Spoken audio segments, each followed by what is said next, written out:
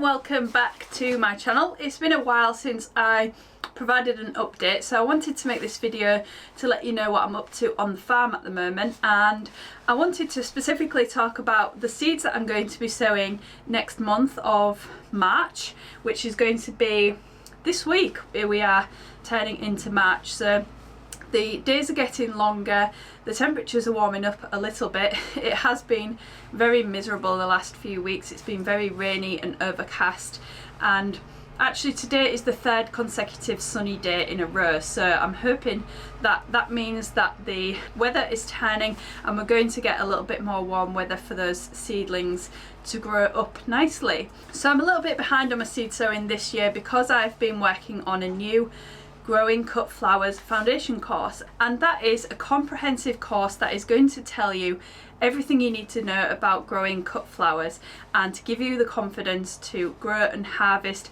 healthy cut flowers for yourself in your own garden. So I'm really excited about all of those lessons that I've been putting lots of effort into over the last few weeks, and I'm going to be launching that this week. So it's been a long time in the making, and there's going to be lots of information going out on my mailing list this week. So if you want to hear more about that online course, then sign up to my mailing list.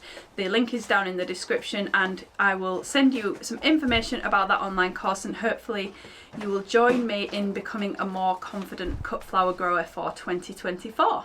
So because of the online course, I'm a bit behind with my seed sowing, but I have started off some snapdragons, some ammi, some dorcas, some larkspur, the things that take a little bit longer to mature and the things that like a little bit more of a cool soil temperature. So larkspur doesn't like to germinate in soil temperatures above 13 degrees, and snapdragons take a long time to mature, around 120 days. So I like to sow those well in advance, and they seem to do well in the cooler temperatures of early spring.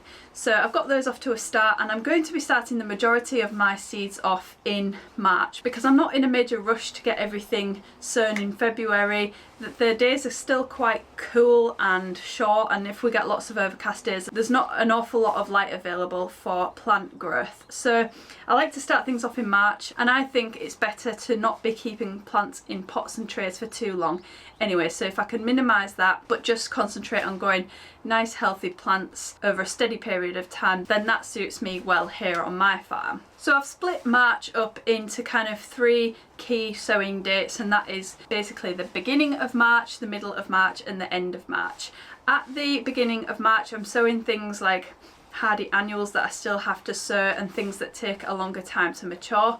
Middle of March I'm sowing a few more half hardy annuals and things that take a medium amount of time to mature, and then at the end of March I'm sowing half hardy annuals that are a little bit quicker to mature or perhaps don't like spending too much time in pots. There's quite a few new things that I'm growing this year that I'm excited about. As with every year, I always add a couple of new things to my growing list just to get excited about, and this year I am growing a few new zinnia varieties that I found on the Plants of Distinction website.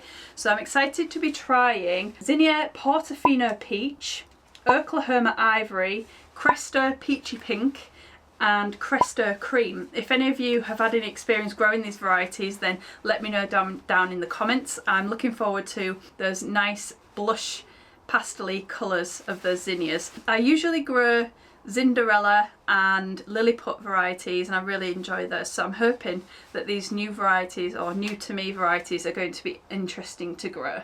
I'm also going to try marigolds this year, which I'm excited about. I've seen a few American growers growing marigolds, and they seem to get really nice big ball looking flowers and on really nice long stems as well. So I'm hoping that here in the UK I'm able to get those nice long stems, and just looking forward to trying something a little bit different. Hopefully they're going to be nice. If you're in the UK and you've grown nice tall marigolds before, then let me know in the comments. I'm also trying a new grass that I found on the Chiltern Seeds website, and the name of it is Wagenheimia Lima Vulcan, and this variety kind of looks like a fish skeleton on a stem, which kind of sounds a bit weird, but hopefully it'll be nice in an arrangement.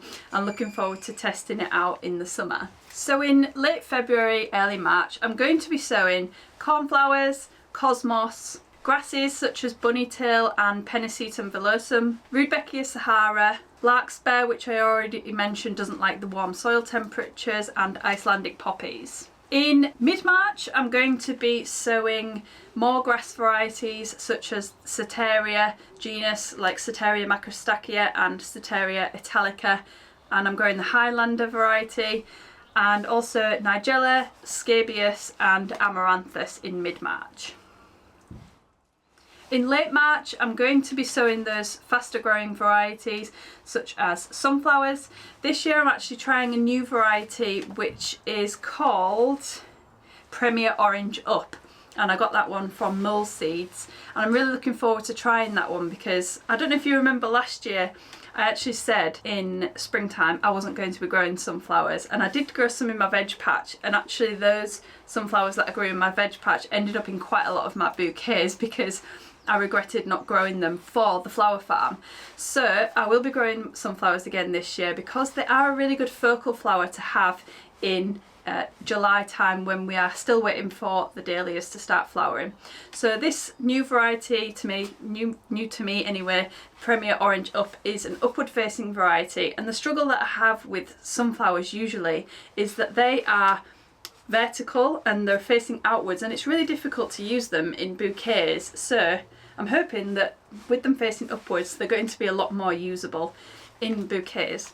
If you've grown any upwards facing varieties of sunflowers before, I would love to know down in the comments, and did you get on with using them more so than the outward facing varieties. I'll also be sowing all of my zinnias in late March. They germinate so quickly in 3 or 4 days, and they grow quite quickly too. So I'm hoping to sow them quite late and get them out into the field once the danger of frosts has passed, and they will grow quite nicely out in the field like they usually do. I'll also be sowing Helichrysum, Statice and Phlox in late March.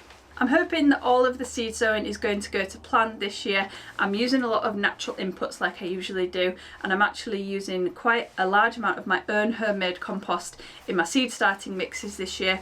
So I'm hoping that is going to help to promote really nice healthy plants. We've had lots of setbacks this winter with the weather, especially because it has been so rainy and windy this winter.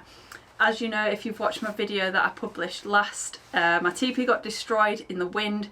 We've had so much flooding over winter. Lots of my husband Rob's arable fields have been flooded and their crops have failed.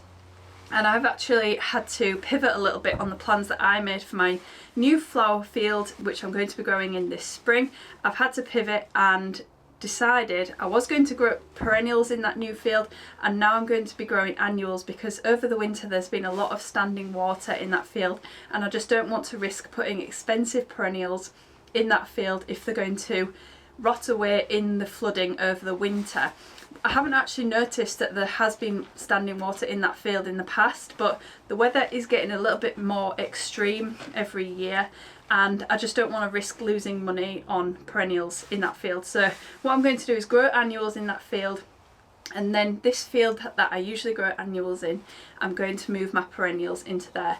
I actually think it's going to work out better that way, just in terms of timings and things, because this field is pretty much ready to plant into and the perennials need to be moved soon. So I'm hoping that once we get a little bit of dry weather, I can move the perennials into this field, and when I have my compost delivered, hopefully this week, then I can make a start on making beds for the annuals, which don't need to be planted out until early March. So I'm hoping all of the timings for that is going to work out. There's lots of work to do as usual, and I hope you enjoyed watching this video. As I said before, if you're interested in finding out more about my new online course in growing cut flowers, then take a look at the link down in my description, sign up to my mailing list, and I will be in touch about all of the details to do with that online course this week. Thanks again for watching, guys, and I'll see you again soon.